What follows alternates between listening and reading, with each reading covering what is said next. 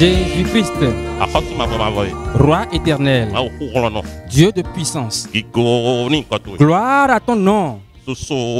Élevé soit ton nom. D'éternité en éternité, c'est toi seul qui es Dieu. Seigneur puissant. Seigneur puissant. Maintenant que tu nous as rassemblés, Seigneur Jésus, parle pour nous. Parle-nous. Les frères et sœurs qui vont nous écouter maintenant, visite-les. Visite chacun d'eux. Visite chacun d'eux. Jésus, bénis ta parole. Au nom de Jésus-Christ, nous avons prié. D'entrée, nous saluons les frères et sœurs en Christ où qu'ils soient actuellement en train de nous écouter. Je dis, le Seigneur Jésus va les assister. Les moments que nous traversons actuellement, nous leur demandons de persévérer, qu'ils ne soient pas fatigués. C'est pour cette raison que le sujet que nous allons prendre aujourd'hui, la persévérance à son prix. C'est tiré de l'épître de Paul aux Hébreux, chapitre 6. Verset 11 à 15. À partir du verset 11 au 15e verset. Nous désirons que chacun de vous montre le même zèle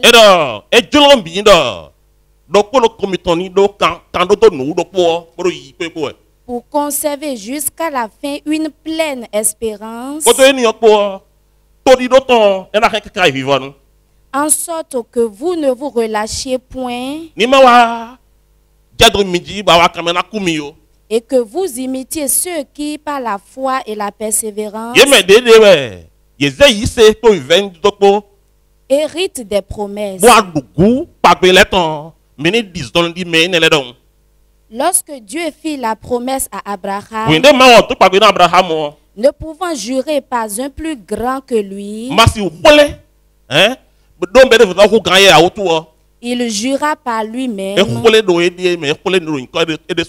et dit: certainement, je te bénirai et je multiplierai ta postérité. Et c'est ainsi qu'Abraham, ayant persévéré, obtint l'effet de la promesse.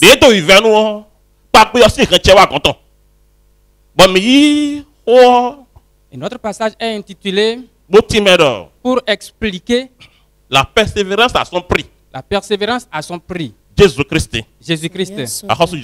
Seigneur de gloire. Abonde dans les vies.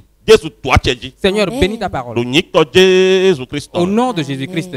Nous n'avons pas assez de temps. Sinon, nous allons d'abord parler d'Abraham. Si j'ai parlé ainsi, quand on dit la persévérance à son prix, la persévérance à son prix, la persévérance n'est pas quelque chose pour tout le monde. La persévérance, c'est pour les chrétiens. Ce n'est pas encore pour tous les chrétiens. C'est quelque chose qu'on a donné. La raison pour laquelle j'ai dit que c'est un don, ceux qui ont la foi et qui persévèrent, on ouvre ses yeux sur quelque chose et ils voient les bénéfices qui sont sur la chose et ils s'évertuent pour l'obtenir. En voulant parler un peu, avant de revenir à ce lieu, tous les ouvriers savent que ils vont manger. Et s'ils ont besoin de l'argent, c'est pour cela qu'ils s'échinent pour manger. Parce qu'il va manger quand la nuit tombe, il travaille. Quand il se réveille, il travaille. Ça veut dire qu'il est en train de s'échiner. Il cherche de l'argent. pour s'appartenir demain. Parce qu'il est en train de s'échiner. La persévérance, c'est une façon de persévérer. Pour chercher l'argent. Pour ce qu'il sera demain. Au niveau de la foi, si on n'ouvre pas les yeux de quelqu'un sur quelque chose, on ne persévère pas. Donc, avant la persévérance, normalement, je dois parler de la vision de l'esprit. Et c'est-à-dire que c'est Dieu qui fait ce miracle. Si je dis cela, je vais expliquer que la persévérance, c'est le fait d'être courageux. Il est courageux. Il va endurer des souffrances. Sans s'en rendre compte. La raison est que ces yeux sont ouverts sur quelque chose. En veut pour preuve. Abraham, à qui on a fait la promesse, Dieu lui a fait une promesse. Il a dit qu'on ne peut pas compter ses enfants. On ne pourra pas dénombrer ses enfants. Quand il lui a dit cela, les jours venaient, les jours passaient. Les années passaient. Abraham, il a dit qu'il est devenu vieux. L'âge qu'il avait, si on a cet âge aujourd'hui, les docteurs vont te dire que tu ne peux plus enfanter. Ta femme aussi, ta femme avait 90 ans. Si on regarde cet âge, on va dire qu'on ne peut plus concevoir. Si Abraham, pour savoir qu'il est persévérant, malgré que sa femme ait 90 ans, il disait que tout ce que Dieu dit, il a la puissance de l'accomplir. Ce que Dieu dit, il a la puissance de l'accomplir. Ce que Dieu dit, il a le pouvoir de le faire. Ce langage qu'il est en train de tenir, on l'appelle parole de foi. C'est ton parole de foi. Dans autre endroit, parole de persévérance. On l'appelle parole de persévérance. Apocalypse 3, dans Apocalypse 3, nous n'allons pas lire. Verset 10. À partir du verset 10. Je ne vais pas lire ce passage. Maintenant, je vais prendre une histoire. Et si je prends ce témoignage, c'est juste pour illustrer la persévérance et montrer que ça a de prix. Sinon, si nous parlons d'Abraham seulement, au moment où on lui faisait la promesse, s'il restait debout, s'il se tenait ferme, s'il se tient ferme, s'il attend, il a eu d'enfants après. Aujourd'hui, tous les chrétiens, ils doivent appeler Abraham comme père. Abraham est appelé père de la foi. Père de la foi, le père des chrétiens. Si je vais entrer dans les détails, ce sera long. Je vais prendre le livre de Matthieu. Matthieu 20. Verset 29. À partir du verset 29. 34. Jusqu'au verset 34. Pour parler de la persévérance. Je vais expliquer certaines choses. C'est une chose. Au moment où je serai en train de les expliquer, toi qui m'écoutes, que tu veuilles ou non, une puissance va venir vers toi. Où que tu sois. Comment on t'appelle? Au moment où tu seras en train d'écouter la parole, une puissance va te visiter véritablement. Une puissance va te visiter véritablement. Au nom de Jésus-Christ. Lisez. Verset 29. Lorsqu'il sortit de Jéricho, c'est de Jésus qu'il s'agit. Il a quitté Jéricho, il partait. Une grande foule suivit Jésus. Et voici deux aveugles assis au bord du chemin entendirent que Jésus passait. Écoutez correctement. Ils ont entendu que Jésus passait. Et ce n'est pas que Jésus est venu vers eux. Jésus passait. Continue. Et crièrent. Aie pitié de nous. Aie pitié de nous. Fils de David. La foule les reprenait. Écoutez correctement. La foule qui avait suivi Jésus, si on devait les compter en ce temps, on va les compter comme On va les appeler comme des disciples de Jésus. Si on doit parler d'eux, on va dire que ce sont ces gens. L'aveugle, il était au bord de la voie. Il a entendu. Il a demandé de qui s'agit-il. On lui a dit c'est Jésus qui passe. Il s'est levé, il a commencé par crier. Et ceux qui ont suivi Jésus, ils ont commencé par le rabrouer. Aveugle, tais-toi. Tais-toi là. Qu'est-ce que tu dis? Tu ne vois même pas la personne. Et tu es en train de crier. Tu ne sais pas où est-ce qu'il est. Tais-toi là. Ils étaient en train de crier. S'il crie une fois, quand on le réprimande, son cri augmente encore. Quand on le réprimande, il crie encore davantage. C'est ça qu'on appelle la persévérance. Les obstacles sont sortis. Quand les obstacles sont sortis, c'est maintenant que tu as encore la force. C'est maintenant que tu as encore la force. Qu'est-ce que je suis en train de dire? Au moment où nous sommes, les chrétiens sont à la maison. Parce que le coronavirus est là. Maintenant où vous êtes à la maison, c'est maintenant que vous êtes chrétien fervent. Maintenant où vous êtes à la maison, c'est maintenant que vous devez prier correctement. Les obstacles, ils seront en train de lever la tête. Et vous devez multiplier les prières. Plus fort que ça. Maintenant que vous êtes à la maison, c'est maintenant que vous devez lire la parole de Dieu. C'est maintenant que vous devez être ferme. C'est maintenant que vous êtes à la maison. Ce n'est pas maintenant que vous serez méchant. Ce n'est pas maintenant que vous serez méchant. Maintenant vous êtes à la maison, c'est maintenant que vous serez plus chrétien. En vérité, je vous le dis, si le diable était conscient, il n'allait pas permettre que ce moment vienne. Si les chrétiens trouvent ce moment, ils deviennent enragés. Regardez l'aveugle de Jéricho. Quand les obstacles sont venus, il est devenu fort. Il est devenu fort. Et s'il pouvait, il pouvait encore rabouer des choses. Il pouvait ronchonner des choses et dire Jésus que j'appelle, il ne parle pas de moi. Ses disciples, c'est eux qui sont en train de m'insulter. Maître, quittez-la. Quittez-la.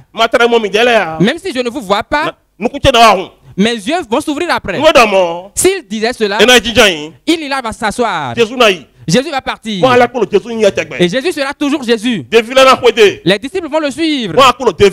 Et ils seront toujours disciples. Celui-là aussi, il sera toujours là où il est. Et il sera aveugle à perpétuité. Et c'est lui qui a perdu. Les chrétiens qui ne sont pas persévérants, les ténèbres vont venir. Les combats vont les gagner. Le diable va s'attacher à lui. Le diable va l'emporter. La raison est que de jour en jour, le Christ est en train de partir avec l'église. L'église est en train de partir. L'église est en train de partir. Ceux qui ne sont pas persévérants, ceux-là sont stagnés. Ils sont en un point. Ils ne bougent pas. Quand c'est comme cela, la foule va partir, les combats vont partir et le laisser. Les puissances vont le laisser. Les bénéfices vont partir et le laisser. C'est en criant, c'est en appelant Jésus, c'est en priant, c'est en étant persévérant. Et dans peu de temps, tu auras le bénéfice. Lisez un peu Jésus s'arrêta, les appela. Je vais vous poser une question. La persévérance de la dame, ou bien c'est le cri. Elle avait crié une fois. Jésus ne lui a pas répondu. Les disciples l'ont injurié. Elle a encore crié une seconde fois. Jésus n'a pas répondu. Les disciples l'ont encore injurié. Troisième fois, quatrième fois, cinquième fois, sixième fois. Les disciples ont commencé par l'injurier. Dans peu de temps, Jésus s'est arrêté. Je voudrais poser une question. Qu'est-ce que Jésus a acheté pour lui? Jésus a donné le prix de la persévérance. Jésus a acheté sa persévérance. Si au premier cri qu'elle avait fait, si Jésus avait répondu, nous allons voir que c'est parce qu'elle a crié. Si elle crie, Si les disciples n'étaient pas un obstacle pour elle, nous allons dire que c'est parce qu'elle a crié. Elle crie. Elle trouve d'obstacles.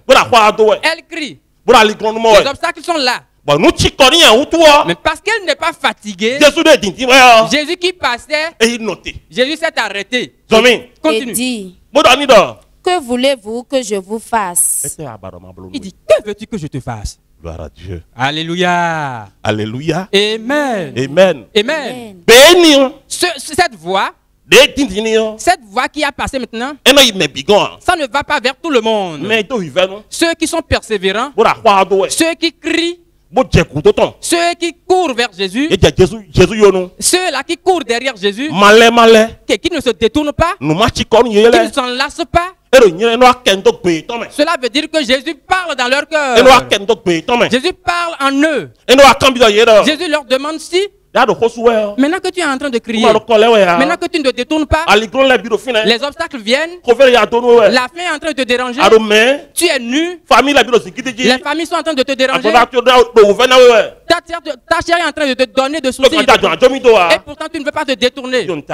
Maintenant, que veux-tu que je fasse pour toi? Est-ce que tous les hommes reçoivent cette parole? Ce que je dis, c'est ceci. Ceux qui suivent Jésus, ceux-là qui partent, ce sont des gens, ils doivent être persévérants dans tous les moments, en tout instant, tous les moments. Ils doivent être enragés. Quand les obstacles viennent, ils doivent surmonter les obstacles. Quand ils surmontent les obstacles, ça va constituer encore une force pour lui. Et sa persévérance, ça va encore croître davantage. Il va encore avoir soif de Jésus. Si cela n'est pas ainsi pour toi, en ces moments que nous traversons actuellement, et on a fermé les portes, tu vas commencer par voler dans ta maison. Tu vas devenir adultère. Tu vas devenir sycomane. Tu vas voir que la foi est terminée. Et tu vas commencer par mener la vie des paniers. Mais si tu es persévérant, tu seras comme Joseph. On l'a vendu. Et il est resté dans la maison de Potiphar. Il a gardé ce qu'il était. Il n'a pas perdu ces choses. C'est la persévérance. Parce que ses yeux sont fixés sur le prix. On a ouvert ses yeux sur quelque chose. On l'a amené dans une prison. Là où il a de difficultés. Mais il s'est gardé jusqu'à sortir. Et ce que Dieu a voulu sur lui, Dieu a accompli cette chose. Mais vous qui nous écoutez actuellement, que vous le veuillez ou pas, ce que Dieu a voulu sur votre vie, il l'accomplisse actuellement. Il l'accomplisse actuellement. Ce que le diable a entrepris sur votre vie, qu'il soit bouleversé. La puissance du sang de l'alliance de Jésus, il marque chacun de vous. Il marque chacun de vous. Dites Amen. Continuez. Il lui dit, Seigneur, que nos yeux s'ouvrent. Attendez-moi. S'il s'assoit quelque part, il ne va pas trouver cette parole. Est-ce qu'il va trouver cette parole? Au moment où on le persécutait, quitte-la. Tu ne vois même pas. Jésus est déjà parti. Va quelque part. S'il avait entendu ce qu'il disait, il ne peut pas faire cette demande. Je vais vous dire en vérité. Ce moment où nous traversons, chrétien homme, chrétien femme, chrétien grand, chrétien petit, nous devons persévérer. Nous devons attendre. Nous devons attendre. Quelles que soient les tribulations que vous endurez, vous devez surmonter les tribulations à cause de Jésus. À cause de Jésus. Continue. Ému de compassion. Maintenant qu'il a persévéré, on dit Jésus est ému de compassion. Jésus toucha leurs yeux. Et aussitôt, ils recouvraient la vue et le suivirent. S'il n'avait pas persévéré, Est-ce que ses yeux allaient s'ouvrir? Est-ce que ses yeux allaient s'ouvrir? Au moment où les gens l'insultaient, au moment où les gens criaient sur lui, s'il avait entendu, est-ce que ses yeux allaient s'ouvrir? Ses yeux n'allaient pas s'ouvrir. Donc sa persévérance, c'est son prix est que ses yeux sont ouverts désormais. Toi-même aujourd'hui, ta persévérance, dans quelque temps, tu auras le prix. Dites Amen. Nous allons lire le livre d'Hébreux au chapitre 10. Du verset 35 au 37e verset. Et ce que je suis en train de dire, c'est ceci. Où que vous soyez actuellement, comment on vous appelle, quelle que soit la situation que tu traverses, Jésus veut que tu persévères actuellement. Où que tu sois, qu'on ne dise pas que il y avait 3 mois, tu étais chrétien. Maintenant que la maladie est venue, tu as commencé par mener une vie de débauche. Tu as commencé par t'embobiner dans la boue. Tu n'es plus chrétien. Qu'il ne soit pas ainsi pour toi. Qu'est-ce que le livre a dit? N'abandonnez donc pas votre assurance. Il dit l'assurance que vous avez, que vous aviez autrefois pour Jésus, qu'il peut me faire ceci. Il peut me faire ceci. N'abandonnez pas cette assurance. Ne perdez pas cette assurance. À laquelle est attachée une grande rémunération. La raison est que il y a votre persévérance. Il y a une rémunération pour ça. Si tu es jusqu'à la fin et si tu n'es pas fatigué, il y a un prix. Car vous avez besoin de persévérance. Vous avez besoin de vous endurcir. Vous devez être endurant. Afin qu'après avoir accompli la volonté de Dieu,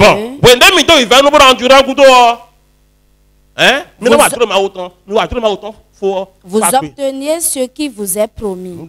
Après votre endurance, vous allez obtenir la promesse qu'on vous a faite. On va vous donner la chose. C'est 3 choses que je voudrais citer.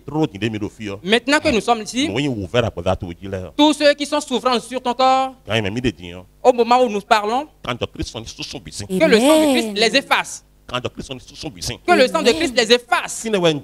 J'ai laissé cette partie. Les moments que nous traversons, que Christ prenne en charge la vie de chacun de nous. Qu'il touche le cœur de chacun de nous. Que le Rédempteur bénisse sa parole. Que le Rédempteur, le puissant, bénisse sa parole. Que le Créateur bénisse sa parole. Quand c'est ainsi, ce que tu vas te dire, c'est ceci. Où que tu sois, tu dois parler ainsi. Jésus-Christ. Dis Jésus-Christ. Jésus-Christ. Jésus-Christ. Maintenant que je suis, je te confie ma vie. Accapare-toi de ma vie. Prends ma vie en charge. Je ne veux pas te laisser. Je ne veux pas te laisser. Je n'ai pas cette idée. Je vais te suivre jusqu'à l'éternité. C'est pour cela que de ma tête jusqu'à la plante de mes pieds, je te confie tout ce que je suis. Ce que le diable a introduit. De la tête jusqu'à la plante des pieds, que le sang de ton alliance les efface. Que je t'appartienne maintenant et pour toujours. Que je t'appartienne jusqu'en éternité. Au nom de Jésus-Christ. Jésus-Christ. Jésus-Christ. Seigneur éternel. Seigneur miséricordieux. Dieu miséricordieux. Dieu puissant. Gloire à ton nom. Élevé soit ton nom. Seigneur rédempteur. Tu as déjà fait. Nous avons écouté ta parole. Seigneur, lion de la tribu de Juda. Viens nous aider. Viens rester avec nous. Plonge-nous dans ton sang. Les frères et sœurs qui ont écouté notre voix maintenant, sois avec chacun d'eux. Sois avec chacun d'eux. Sois avec chacun d'eux. Sois avec chacun d'eux. Que ton sang les marque. Prends pour les marquer. Et Amen conduit-les d'éternité en éternité. Seigneur, bénis ta parole. Au nom de Jésus-Christ, nous avons prié.